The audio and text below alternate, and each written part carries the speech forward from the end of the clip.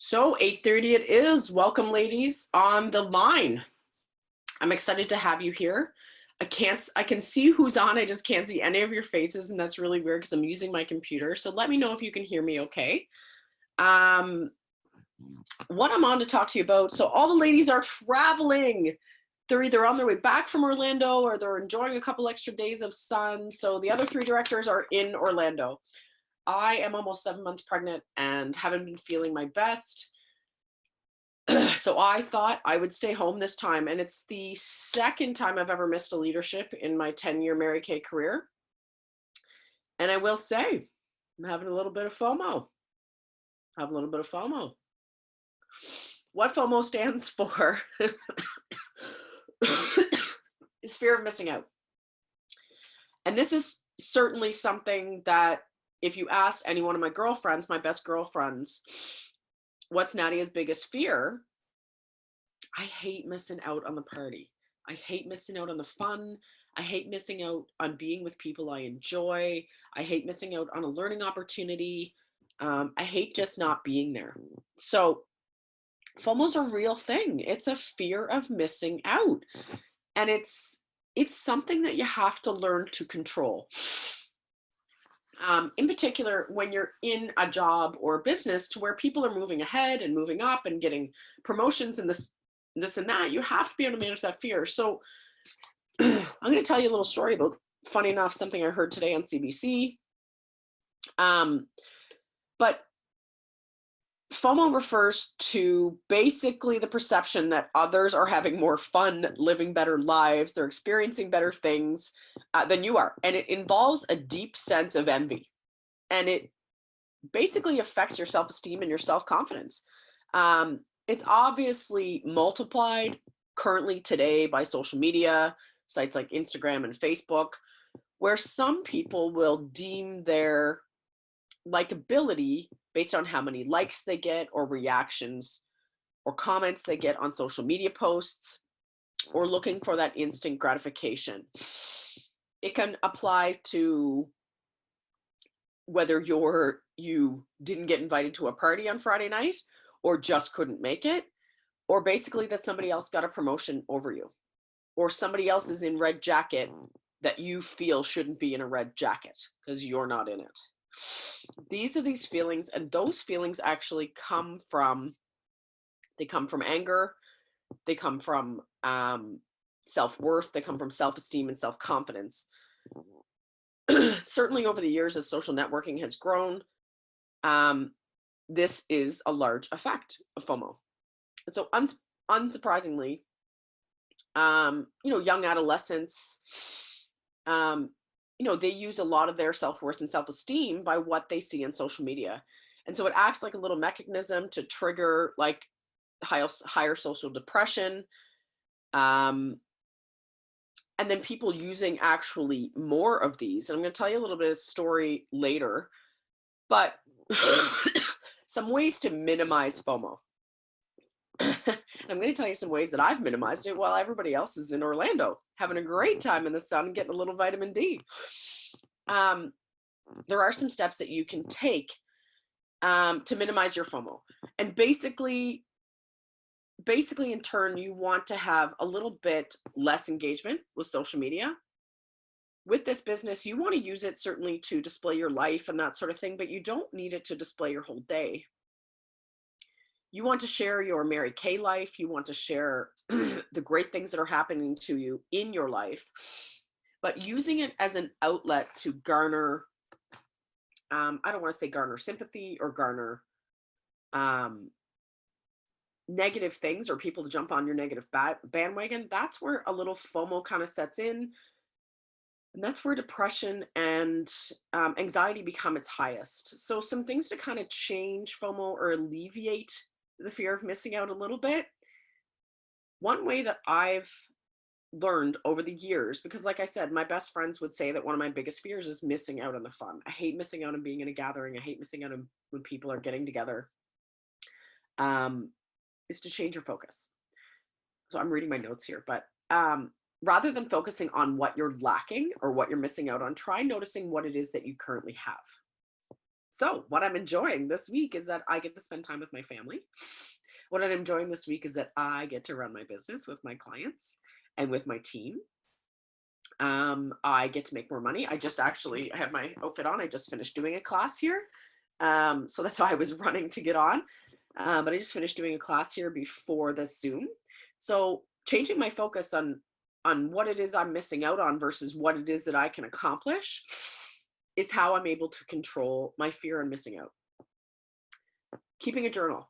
This is something that most people that don't know about me know that I do.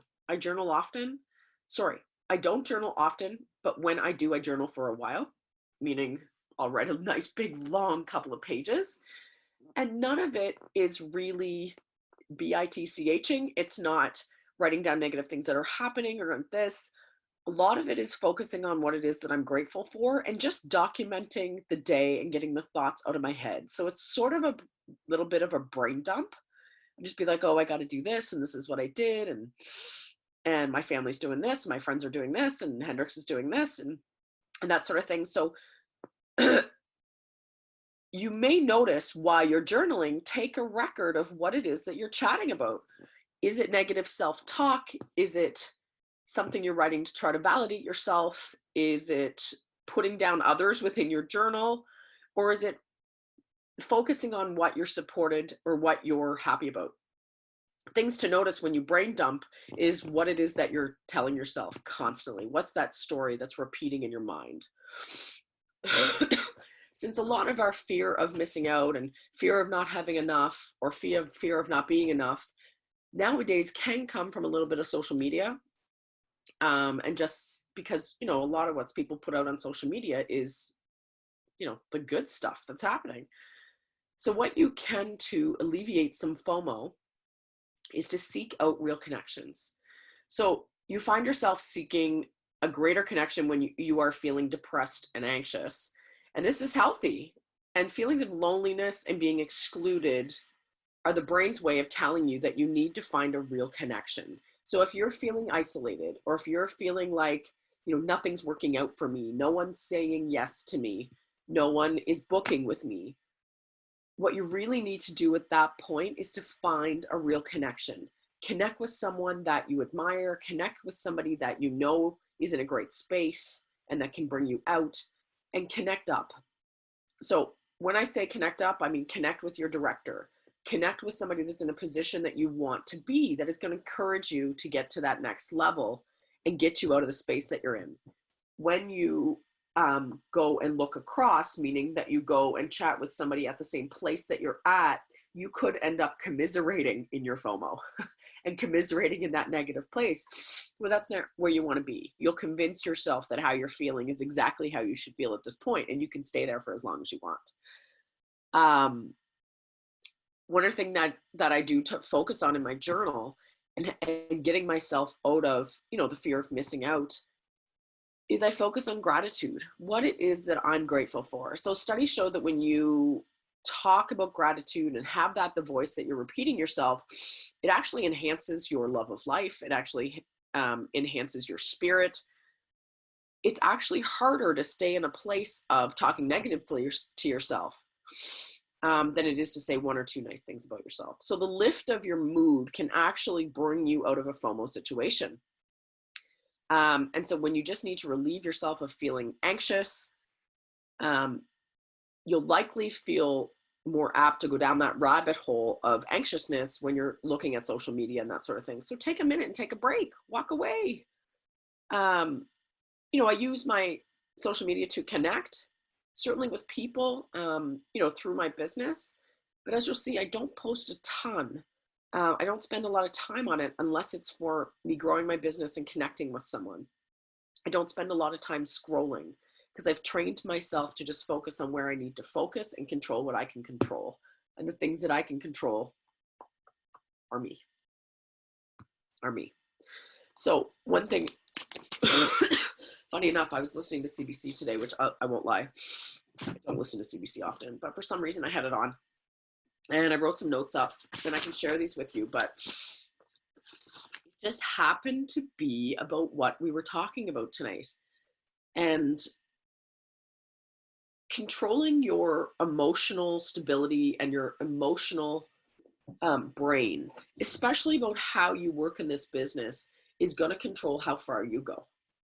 So I was talking with one of my consultants the other day, and I just said, once you get this figured out, the business is very easy. And when you remove the emotion about how you feel when someone says no, or how you feel when something doesn't go your way, when you can remove that and get past it and over the hump, you will soar like nobody's business. And that's what most of the successful people do. I'm not saying that you don't feel. I'm not saying that you don't have feelings. I'm not saying that. But once you create the coping skills that allow you to move ahead past the negativity, you will be extremely, extremely, extremely successful in anything that you do, especially Mary Kay. So one thing that Chris and I have talked about before we had Hendrix was what was the one thing I asked him what was the one thing, and he asked me the same. He said, what was the one thing that you want to teach your kid that maybe you didn't learn so much as a child? And he thought about it, and he thought about it, and he thought about it. And he said, I want to teach our kid coping skills. And I was just like, hallelujah. Coping skills, how to cope. So what happens with FOMO and relying on social media, in particular in the younger generation today, there's a lot of stigma in that area and what social media has created. It's created less social skills in the younger generation. And I'm going to give you a couple examples and this is just from a radio interview that I listened to today. But there was a gentleman on there, and you're going to know him, but his name is Neil Pashara, and he's from Oshawa. And he's the writer of the book called The Book of Awesome. And I know you guys have seen it. It's a yellow book. I had it. I gave it away as an inspirational book for someone else. But it's called The Book of Awesome. And he's an amazing author. He was really fast. He speaks really fast. But the points that I were taking away, but he was talking about basically having coping skills. And he gave some examples about his life and about his mom. And that's what I want to share with you this evening. So his book's called The Book of Awesome. And he's got a new term. He uses the term called porcelain dolls to describe young people's coping skills today. So in other words, being thin-skinned. And it's funny, I could relate to this and feeling this way. Basically, right now in life, we as humans are living the most abundant life we can possibly live. The most abundant life. We have a longer lifespan than there used to be. Women used to live to 56? Now I think our average lifespan is almost 90. Technology is at its highest. We can connect. We can order cabs on our phone. We can have Uber Eats deliver your McDonald's delivery. We don't even have to pick up prescriptions anymore. My laundry can be delivered to my door. If I want a meal to be able to prep, Good Food can have food at my door in a minute. Everything is in abundance in our life. But depression and anxiety are at its highest. In fact, skyrocketing. It's up to 30%. It's up 30% in 1 year over the last year, over 2018 versus 2019. It's up 30%, and it's the highest in young women. Now, I was just blown away from this, and I stopped taking notes, and I just kind of listened for a bit, and I thought, we have all the things at our fingertips that could possibly make our life easier and make our life more simple. Yet anxiety and depression is at its highest. So how do those correlate? Basically, what he was coming down to is that failure is not handled well. We haven't taught our children how to cope. Now, I'm not saying, listen, depression's a real thing, anxiety's a real thing. That's not where I'm going at all. I'm just saying that there's a lack of one thing that Chris and I talked about was teaching our kid coping skills, is because I think there's a lack of it. So my mom was asking me today, she said, did you grow up where when you played sports, everybody won? Did you play sports where everybody got a ribbon for showing up? And I was like, no, I didn't. But all the kids that were 10 years younger than me did. So I remember going to piano recitals and they graded you right in front of everybody and like put you in a line of how well you did. So if I got a 56, I was at the back, and whoever got a 90 was at the front. And that was like a Royal Conservatory piano recital. And so I said that to her, and I said, no, I played basketball growing up, and like you got a gold medal, a silver medal, and a bronze medal if you came 1, 2, or 3, but you never got a participation medal. Excuse me. People are controlled a little bit by what they read on their phones. Sometimes your day is based on a quote that you read, and how your head divulges around that for the day, or maybe you read a negative quote and your head kind of floats in there all day and you don't get anything done. But this gentleman was talking about, Neil was talking about, that there are 3 questions that you need to ask yourself when you're faced with a negative or challenging situation. Challenging comment, somebody gives you, somebody blows up in your face, or somebody writes you something negatively. So somebody says no to you and Mary Kay. They're just like, I don't want to do your business. It's a pyramid scheme. Everybody knows that's not the case, but I mean, you've had it said to you if they say something negative about you. So to give some background just about the author in general and kind of where this experience came from, he did not handle some situations well growing up. So for instance, he was a top student graduating from Queen's University in Kingston, Ontario. He got a great job with Procter & Gamble in the cosmetics section, marketing division, and he was dealing with products like CoverGirl and Max Factor. Really great job. I know growing up, I thought I always wanted to work for P&G if I was in marketing. He received, in his first week of work, so he graduated from Queen's. He ended up doing his master's. He got a huge job at Procter & Gamble in the marketing division. And within the first week, he received a rude email from his boss, which he considered rude, telling him he was not doing a good job. Within 1 week, so 2 weeks on the job, another week after receiving that email, he quit. He was just like, enough of this amount. So he was miffed, he was PO'd, he was not willing to change, he was not willing to accept constructive criticism, he was not willing to be coached, and in turn, felt he wasn't good enough, so he said, I'm not dealing with you, I'm out of here. So did all that education, probably had debt coming out of his ears, had a really great job, and quit.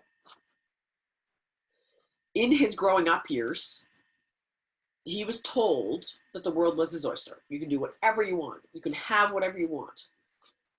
He was rewarded at minor events. He got a ribbon, not a gold medal, but he got a ribbon for basically putting in not a lot of effort, basically just showing up. He couldn't handle any negativity because he didn't know how to handle or cope with it. So one of his audience members at a talk, he gave the example that it had happened to them as well. So after an event talk, an audience member came up to him afterwards and basically told him an instance about his son. He said that he was an accomplished individual who graduated from Harvard at the top of his class, was graduation valedictorian, and got a stellar job with a really top company. On the first day, he received negative comments about his performance from his boss, and he was not happy, so he quit.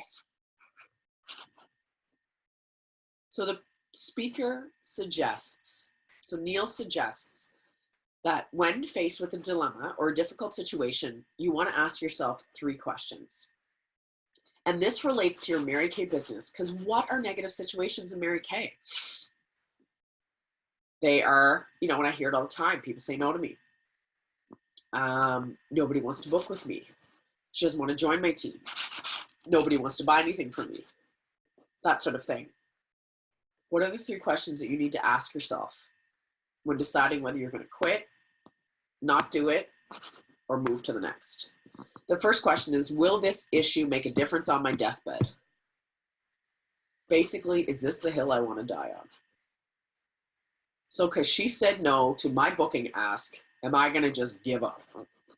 Is this the one I want to lay my cross on and be like, peace, I'm out? Is this it? In other words, is it the end of the world? 3 questions you want to ask yourself. Number 2, is there something I can do about it to change the situation? Can I ask differently? Can I say something a little more direct? Can I adjust my wording? Is there something I can do to change the situation? Number 3, is this a story I keep telling myself that I'm not good at? In other words, I can't book. I can't get anybody to say yes. I can't get anybody to do this. I can't get anybody to join my team. No one's ever going to join my team. Is this the story that you're going to continue to tell yourself? So the 3 questions you want to ask yourself when you're faced with a difficult situation in this business in particular, and you can obviously branch this over to your everyday life. Will this issue make a difference on my deathbed? Is this the hill I want to die on? Is there something I can do about it to change the situation? And is this a story I keep telling myself? Everybody says no to me. Nobody books with me. Nobody joins my team. Nobody buys product. Nobody purchases inventory. Nobody does this. Nobody does that. Nobody wants more. Nobody does this. I remember there was a time in my career where I was just like, nobody's going to join my team. And nobody did for a bit. And all of a sudden I got real with, if I continue to tell myself nobody's going to join my team. But I got sure with myself about the opportunity that I was providing and, what it had done for me, and just went out and tried to build the experience for me. So I was positive about it, and I knew what I was selling, the experience versus the product. A valuable lesson he learned, so the author Neil learned from his mom, helps explain how he figured out to handle tough situations. So his mom was from East Africa, had a lot of negative in her background. So she was the last of 8 children who was supposed to be a boy. And in Africa, you're born a girl, you're the wrong gender at this time. Idi Amin came into power, which if you know anything about Idi Amin, you can Google it, was a dictator / murderer, killed a lot of people. So it was a very tumultuous time in East Africa. Her father died at a young age. His mother's father died at a young age. She was married off at a young age after meeting the person once. The second time she met them was their wedding. So pretty much an arranged marriage. And her husband, the one that she met twice, moved her to Canada, to Oshawa, where she knew no one from East Africa. So she didn't know the customs, she didn't know anything. So one day, when Neil was trying to figure out basically, how to teach and how for himself to handle tough situations, he said to his mom, dealing with all that negativity, like all the things I just listed, how did you do it? Like, Mom, how did you cope? How did you get through? What did you do? And she said, honey, I coped with a 3-letter word. I coped with a 3-letter word, and it was yet. Y-E-T, yet. She said, for example, with every sentence that I started with, I can't or I don't, she ended it with yet. I do not take care of myself yet. I don't like broccoli yet. I don't know the customs in this country yet. I don't know English yet. I don't know where I'm going yet. I don't know how to ballroom dance yet, because her husband took her ballroom dancing from East Africa. She didn't know how to do that. She didn't even know what ballroom dancing was. And she said, I don't know how to ballroom dance yet. A great thing to teach your family, a great thing to teach your partner, a great thing to teach your kids. What it meant was she was willing to learn. And she told herself that, yes, I don't know it today, but I can, and I will. I don't know how to book yet. I don't know how to do this business yet. I don't know how to get people to say yes to me yet. I don't know how to do a class yet. I don't know how to do an interview yet. I promise you, you will learn with that attitude. And I thought, how powerful was that 3-letter word yet? And I thought, I'm adding that into my stuff, and I'm teaching that. Amazing to teach your kids. So my mom and I were talking today, and there's a couple things that Hendrix doesn't really like. It's not that he doesn't like it. He just, he's in this phase. And she was just like, she said to me, Hendrix going to say, I don't like broccoli. And I'm going to say, no, honey, you don't like broccoli yet. You're going to learn to love it. But resilience is being willing to see the silver lining when the door shuts in your face, what resilience and bounce back and coping skills are being able to see that little tiny sliver of light in the crack at the door when it's closed and locked. That's resilience. You want to look for that crack of light that you can peek through and see to your next destination. So we're taught to chase our dreams, but are you willing to take the pain and the punishment of what's involved to get where you want to be? That's the biggest question you want to ask yourself. We're told that the world is our oyster and go get what you want, but are you willing to be bumped and bruised along the way? Are you willing to take those bumps, bounce off the wall and go? I was watching the NCAA football game with Chris on Monday night, and man, these kids, like, they're 18 through 22 years old and they're getting bounced around on the field and bounced around and bounced around. And there's so many of them that just got, rocked, their bodies rocked here and there. It was blowing my mind that they just like bounce right up to their feet. Like, I know they've got protective gear on, but like, man, some of them were getting smoked. But what I loved was they just kept getting bounced around and get on going. So pretend you're a football player and you're just taking all these no's and this and that in stride, and you're like, I got this. I'm going for the finish line. I'm going for the finale. I'm reaching my goal. I want to give you a little example. I'm just going to check the time here. I'll give you a little example on how to strengthen your mind every morning so you can fight the FOMO and create the coping skills, and strengthen your mental development. So keep that emotional development going. Here's an exercise to strengthen your mind every morning. And this is from him, so I was just writing it down. But he said, repeat, I will let go of blank. What is it that you need to let go of? So you're going to say it to yourself every morning when you go brush your teeth. Be like, I'm going to let go of. So his example was, the 5 pounds you need to lose, or so-and-so is doing much better than me. Or, I didn't meet my goal yesterday. Let it go. And comparison is the root of all evil. When you compare yourself to someone else, you're generally comparing your worst to their best. Just remember that. So just remember to always, don't compare at all. Just remember you're always comparing your worst to their best. So first thing you want to do is repeat, I will let go of whatever you're going to let go. So I will let go of my FOMO of missing out on Orlando. Number 2, I am grateful for. What are you grateful for? Tell them. I'm grateful for my family. I'm grateful for my home. I'm grateful for my business. I'm grateful for having food on the table. I'm grateful for flexibility in my career. I'm grateful for being able to put my kid to bed at night. Number 3, today I will focus on. What's your focus going to be? Meeting new people, being positive, getting that yes, and changing my mindset.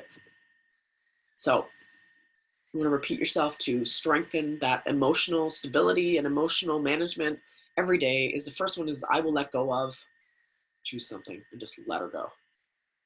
Number 2, I will be grateful for. Let her go. Number 3, today I will focus on. Amazing. He went through this and I was like, what a great exercise. We say we do these things, but when it's written out in front of you, I'm going to tape this to my mirror, and that's what I'm going to do every morning.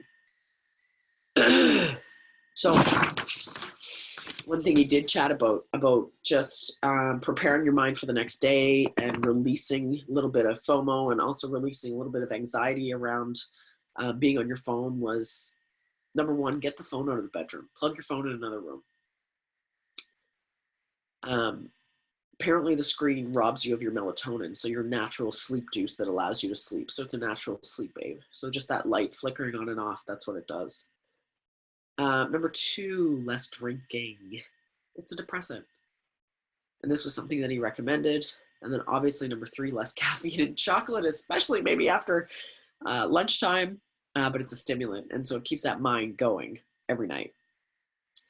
So the big question you want to ask yourself today is, can you change? And can you learn how to cope and be resilient? And are you willing? Those are the only questions you need to ask yourself. The biggest thing I hear from people is, I'm willing. Willing to hear me, maybe, but are you willing to do the work? That's the thing. Are you willing to do the work, or are you going to give up on the first sign of negativity or the first sign of a no? Which one are you? So it's 9 o'clock, ladies. I'm glad that you decided to be here with me today. I appreciate you being on here. And does anybody have any questions whatsoever before I log off? Did I move you in any way? Did something hit you in the heart with like a knife and then twist a touch? Because if that's the case, then that's good. That's the reason why you're on the call. That just means that you have a burning desire inside to adjust. And trust me, we all need to adjust at one point. Don't think anybody that talks to you on this call is any close to perfection or any close to perfect. I am constantly adjusting. I'm constantly, working on my own head, constantly listening to my own stuff, constantly doing these exercises that I teach you about. I mean, none of this stuff is coming from, thin air. It's coming from experience. It's my 10 years in January, this month, and I can't believe it. I'm telling you, it flies by. So my thought to leave you with is, don't wait. There is no perfect time. Nothing will ever be perfect in your life. Your kids will never be grown enough. Your life will never be stable enough. Your butt will never be small enough. Your boobs will never be big enough. So don't wait for those moments, okay? Don't do it. The only real question you need to ask yourself is, are you willing to see that light in the tiny little crack of the door when it slams in your face, and are you willing to bust through it and go to the next place? Because that's the only thing that's going to get you where you want to go. Is that little thing like, oh yeah, no, I'm going for the light. I see the light. I don't see the slam door anymore. I see the light. I see this little tiny crack, and I'm going for it. So are you willing to be resilient? Are you willing to do the work? Are you willing and open to be coached? And that's really it. That's it. That's it. So I chose a winner. Her name is Patricia. I don't know who Patricia is. Oh, that's Patricia. Yay! Hi. So Patricia, you're my winner. If you can message your director to get your address to me, I will send you a little treat in the mail. So thank you for being here. When this link comes up tomorrow, sorry, I have no voice. When this link comes up tomorrow, will you make sure you share it with your consultant girlfriends that were not on the call tonight? I just think this is something it's a little bit, I want to say it's a little bit touchy, but it's a little bit close to home for a lot of people. And so I want to make sure that you send it. And I want to say it's close to home because I had somebody sit down and have this conversation with me. Basically, I was running all over the place, being like, oh, no, I can do this, I can do that. Somebody said no to me, and I get all frazzled. And I had somebody sit down and say, okay, let's just, what is it you want? Where do you want to go? Are you willing to bypass when somebody says no to you to get to where you want to go? And I had somebody literally hold my face till there was tears running down it, saying, what do you want in your life? And I remember just saying, I want to be able to buy, what did I say? I don't know, something stupid, like a couch or something in cash. I was like, just something dumb. And I was like, I want to be able to go to yoga whenever I want. Again, not even remotely cool. And I wanted to be able to go to lunch with my girlfriends. And I wanted to be able to do a lot of things. I wanted to leave my husband.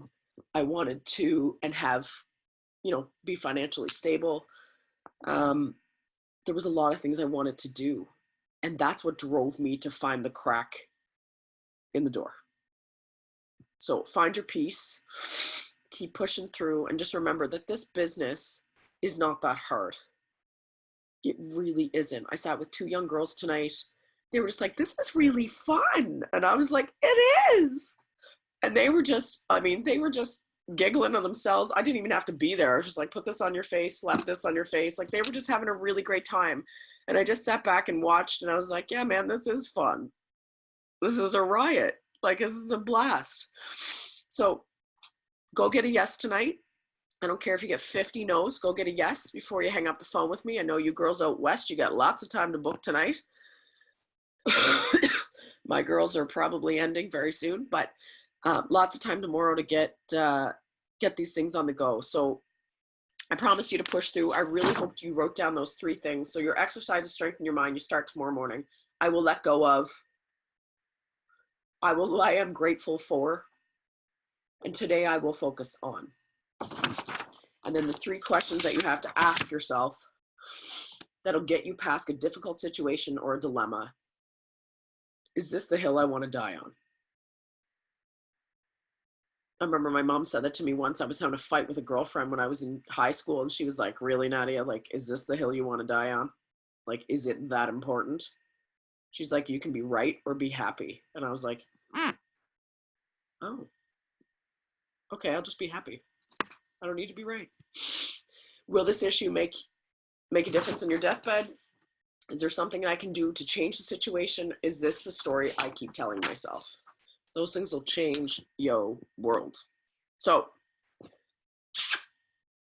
go off, do beautiful, positive things. Patricia, get your address to your director, and she'll get it to me. You get a treat in the mail next week.